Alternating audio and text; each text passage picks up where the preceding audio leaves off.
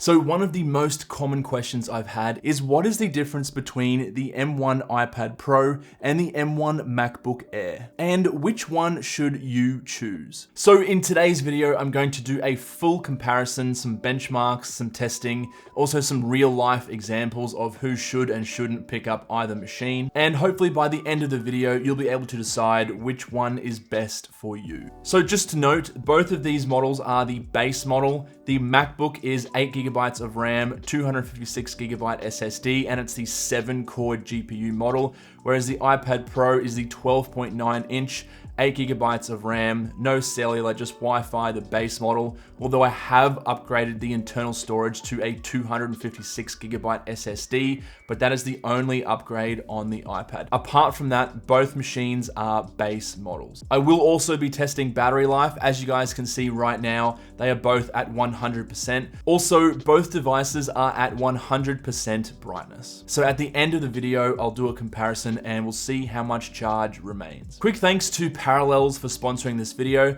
Parallels allows you to use Windows on your Mac. So if you want to play Windows games, or perhaps you have a specific app that only works in Windows, Parallels allows you to use that on your Mac without having to restart it. Check out the link in the description for more information. Okay, so first things first, let's get some technical stuff out of the way. So I'm actually going to do a Geekbench test on both devices just to see if the CPU is the same across the board. Now, in theory, it should, because it's the exact same M1 processor, and that's just in theory. In real life, it may actually be slightly different. So let's run a CPU benchmark at the same time here.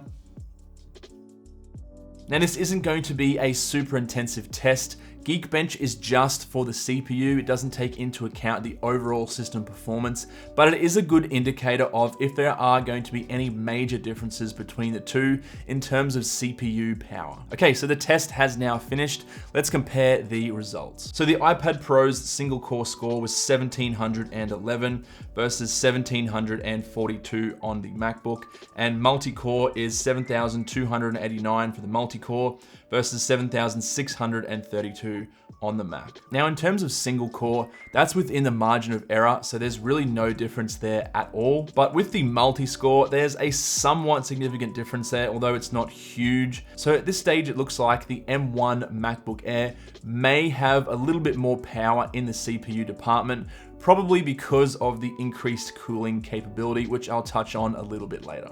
You can see here that they are both registering the exact same chip. So we have the ARM at 3.2 gigahertz. For some reason, the iPad is coming in at 3.19 gigahertz, probably just a little glitch in Geekbench, but everything else there is coming up exactly the same. Okay, so let's move on from the CPU to the GPU. Now, bear in mind, the iPad Pro has an extra GPU core. Now, if you guys have been watching some of my videos on this, there's not actually a huge difference in that single core, so you probably won't notice it in day to day, but let's see if we can find a difference on these two devices. Now, for this test, we're going to be doing a metal compute benchmark, and this is going to focus mainly on the GPU. So let's run this benchmark at the same time for both of them, and I'll check back with you guys in a few minutes to see the results. Okay, so the metal test has finished, and as we can see here, for the metal score on the iPad Pro, we scored 21,390 versus the M1 MacBook Air, 18,787. Now, this makes total sense because, like I said before, the MacBook Air is lacking an extra GPU core. So in short, small-scale tests like this, the iPad Pro is going to pull away because that test only lasted for about a minute. But if we get to some more intensive rendering, like video editing or 3D animation, for example, the MacBook Air is actually going to pull away just because it has a beefier cooling system. So don't pay too much attention to this test. It's not really indicative of real life. So next up, we have a more productivity-oriented test, and this is going to be a browser test. So we're using a website called browserbench.org, and essentially all this does is it kind of gives you a number as to how responsive and quick your browser is going to be. Now, in previous videos on the M1 Mac, you've seen me open like 30 or 40 tabs in Google Chrome, multiple 4K videos, spreadsheets, Google Docs, online shopping. It all works perfectly fine. It works the exact same on the iPad Pro on Safari. Really no difference there at all. So let's start the test here at the same time. That is going to run in the background and I'll check back with you in a second.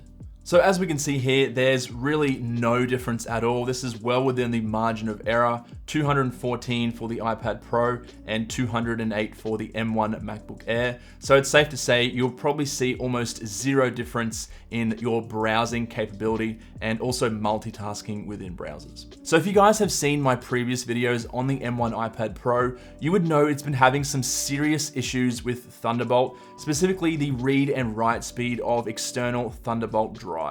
So what I have here is a 4TB Sabrent XTRM-Q Thunderbolt drive.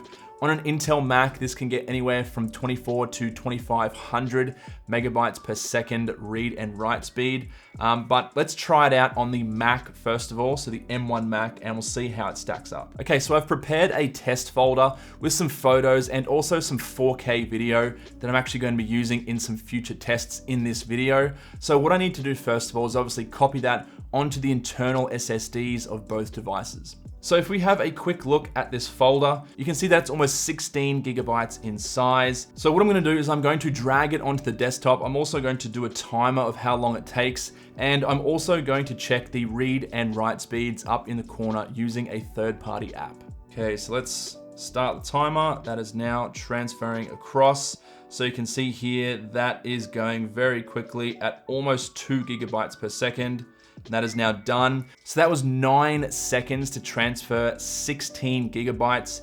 And the read speed was, let's see if we can have a look here. So we were getting about 1.8 gigabytes per second. Now this is a Thunderbolt 3 drive, so that is to be expected. It is also faster on Intel Macs, but I'll leave that for a separate video. So what I'm gonna do now is I'm going to test the write speed. So I'm actually going to transfer that folder back onto the drive and we'll see if it's the same. So I've just renamed it to test folder 2. I'm gonna start up the timer on my phone again. Okay, so we're gonna go drag that back on. So 3, 2, 1, go.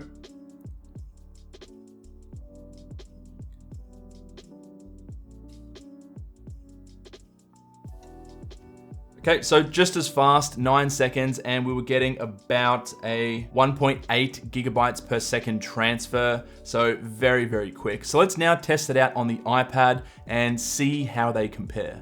Okay, so let's go into the Files app on the iPad. As you can see here, the XTRM-Q external drive is coming up perfectly fine.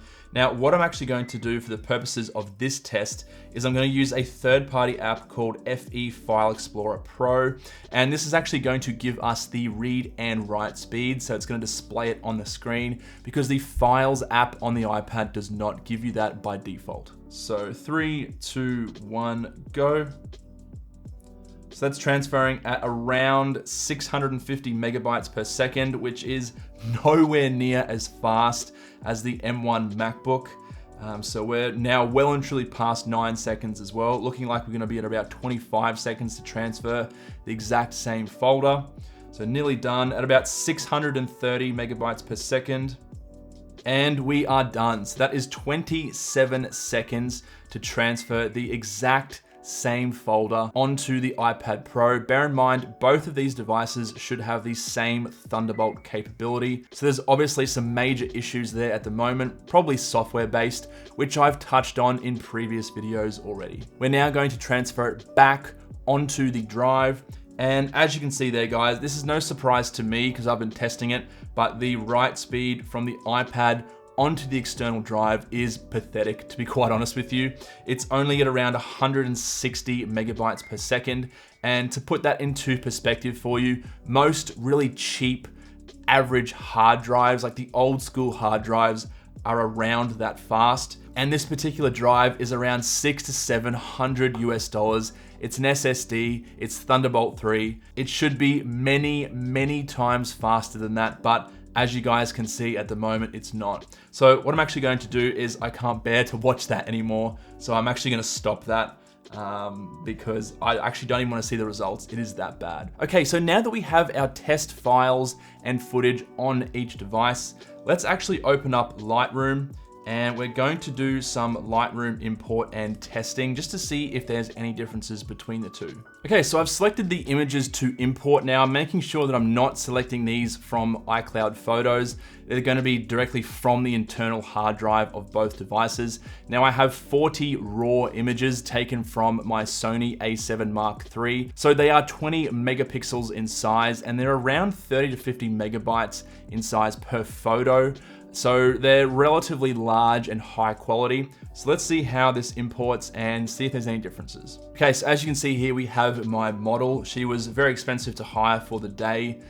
Cost me about 1 kilo of cat treats to actually convince her to stay. And what we're gonna do now is we're actually going to just swipe through the photos, see if there's any kind of discrepancies here. And I really cannot see any difference at all. They are all pretty much the same. So let's see if we can add some effects to this. So if we bump the exposure up and down, the contrast, highlights, shadows, whites. So this is very, very smooth. I'm really having no issues here at all. Put the tint down. Let's just make that auto. And we'll do the same over here with the MacBook. So exposure is the exact same. Contrast the exact same. Everything is very, very smooth as you would expect. No real issues between either of them. And if I set this one to auto as well, just as quick. Okay, so now it's time for an export test. So I haven't added any effects to these images on purpose because I want to see how long it's going to take to export a full raw image into a compressed JPG image, just without any effects or anything like that. So I've selected all of the photos on both devices. Custom settings. So we're going to export as a JPG file type, full size dimensions, quality at 100%. I've also turned off Wi-Fi just to make sure that iCloud Photos doesn't screw any of this up, and obviously to make sure that these images are coming off the internal hard drive and not the cloud. So let's export both of these. 3, 2, 1, go. I'm going to set a timer. So at the moment, they look pretty much neck to neck. Doesn't really seem like one is going to beat out the other. Okay, and that is both finished at the exact same time. So about 37 seconds. One of the images did fail on the Mac. So maybe we'll give or subtract another 1 or 2 seconds. Not gonna be a huge deal or a big difference. But that is pretty impressive, guys. They're both exactly the same. Okay, so now we're gonna do some editing testing on both of these machines. So I have some 4K footage here that we're gonna try in LumaFusion. Now again, guys, this isn't the most accurate test because you're not gonna be using LumaFusion on the M1 Mac. You're gonna be using Premiere Pro, Final Cut, or DaVinci Resolve, whereas the iPad Pro, as of today, doesn't have any of those Pro apps. So let's open up LumaFusion and we'll import some footage. Now the footage I'm working with today is from the Sony a7 Mark III that's actually shooting this A-roll right now. So the settings are 4K, 24 FPS, 100 megabits per second bitrate, and it's in XAVC-S, that's the codec. So not the best codec to actually edit with, but most people are gonna be editing straight out of a camera or a GoPro with a compressed codec such as that. So I thought it would be a good test for this video. Okay, so I've imported all of the footage onto the timelines, so nothing too fancy here, guys. If you wanted to see a full LumaFusion rendering and editing test on the M1 iPad Pro, I have a dedicated video to that, so I'll link that up in the top right-hand corner now. I also have multiple videos on Premiere, DaVinci Resolve, and everything else on the M1 MacBook. So this particular test is just to see if there's any difference in editing between the two, and the closest I can get to that is using the same app, LumaFusion. Obviously, I would never use LumaFusion if I was just using the Mac. I would use DaVinci Resolve or Premiere Pro or also Final Cut, but again, this is just for a test. All right, so let's just play this footage and we'll see if it plays back without any issues. But as you guys can see, they're playing back totally fine in 25 FPS. Now I would add some effects and stuff like that on, but again, that's not really the purpose of this video. We just want to be able to play the footage, scrub the timeline, and see if there's any major differences. So let's pause the footage here, and we'll do some scrolling on the timeline. So pretty smooth. Again, it's not going to be super smooth just because this particular footage is compressed. So we're not going to get the same kind of smoothness as we would on ProRes, for example. But that is definitely good enough to edit. And then likewise on the M1 MacBook Air.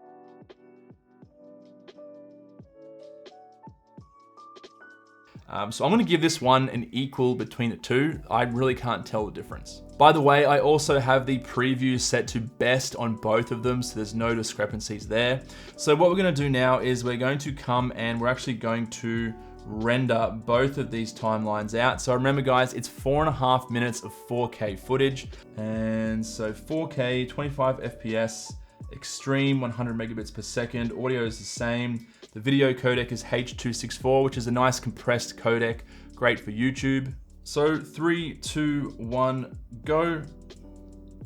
And we can see that starting at basically the exact same time. So what I'll do is I'll actually come back to you guys in a little bit and we'll see how they stack up. Okay guys, so the iPad Pro is actually just about to finish. Looks like it's going to beat out the M1 MacBook Air. So that has now finished. So that took 2 minutes and 6 seconds. The M1 MacBook Air is still going. It's just about to finish.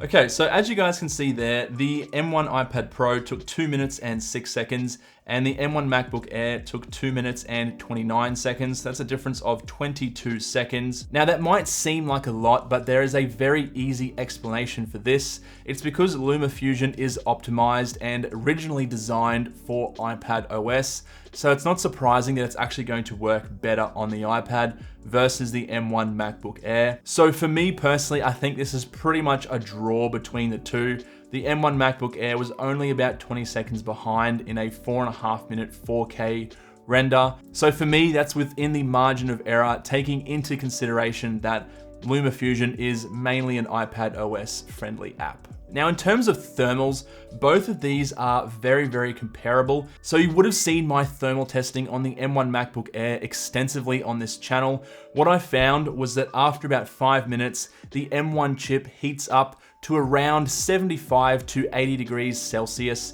inside, and the exterior temperature is around 45 degrees Celsius. Now this is under max load, so if you're rendering a really heavy duty video, or if you're doing a huge Lightroom export, that will cause the Mac to heat up. Also gaming, that will do it as well. And what I found with the iPad Pro is it's almost exactly the same. It does thermal throttle a little bit quicker. Obviously due to the design of the iPad Pro, it's a little bit thinner. What I'll actually do now is I'll put up the internals of the M1 MacBook Air. As you can see, it's got a fairly beefy CPU cooler there and also a GPU cooler.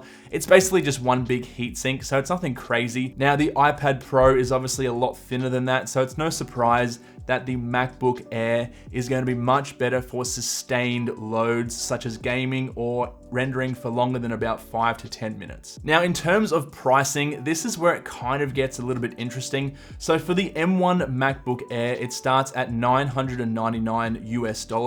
If you actually buy it from Amazon or some other stores, there actually are discounts at the moment, so you can actually save up to I think $50 off that price. So I'll just read off my notes for a second here, guys. So the iPad Pro, the 12.9 inch version, is $1,099 for the base model. But if you wanted to upgrade to the 256 gigabyte SSD to bring it on par with the M1 MacBook Air, the price is going to increase to $1,199. Now, don't forget, you'll also need some kind of keyboard or trackpad or case for the iPad. Now, Apple sells the Apple Magic Keyboard for the iPad Pros, but that is $349 US. So if you get the 256 gigabyte iPad Pro and you also get the Magic Keyboard, your total is going to be $1,550 US. Now, what I'm going to do is I'm going to throw up on the screen a picture of a pretty funny Instagram post I saw the other day, and this just kind of puts it into perspective just how expensive the iPad Pro actually is.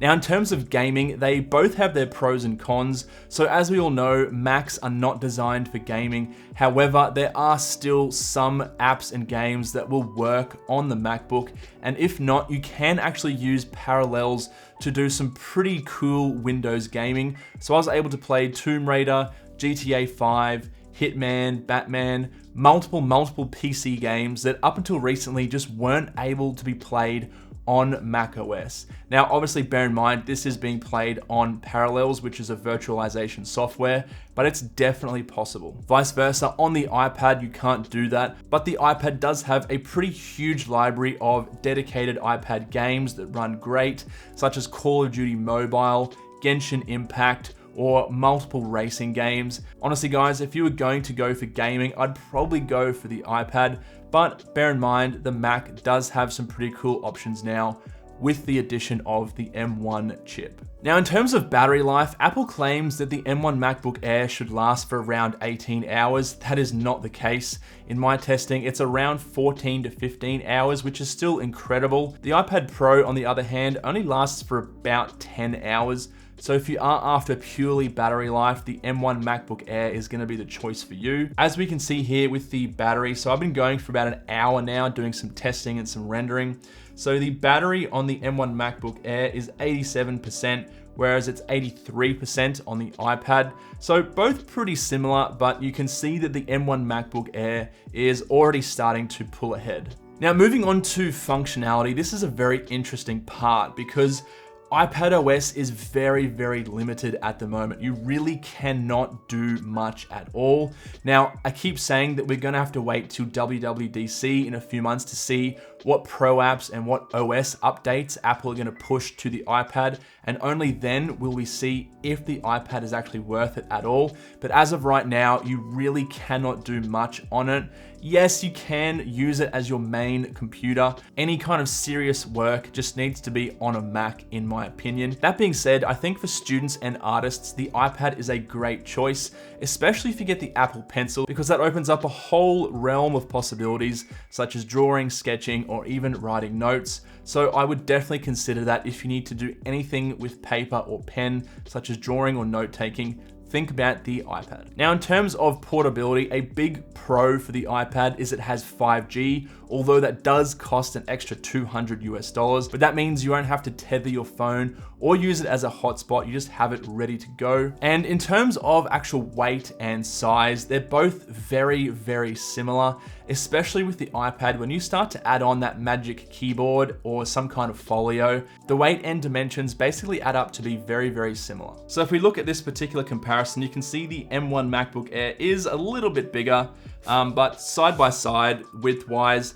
very similar. And bear in mind, there is no folio or trackpad or anything like that attached to this iPad. The other thing I'd like to touch on is the M1 MacBook Air is quite robust, so it's quite sturdy. And I've also dropped previous MacBooks.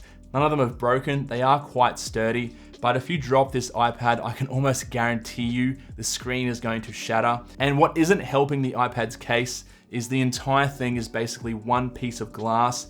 There's nothing covering it, unlike the MacBook, unless of course you get some kind of case.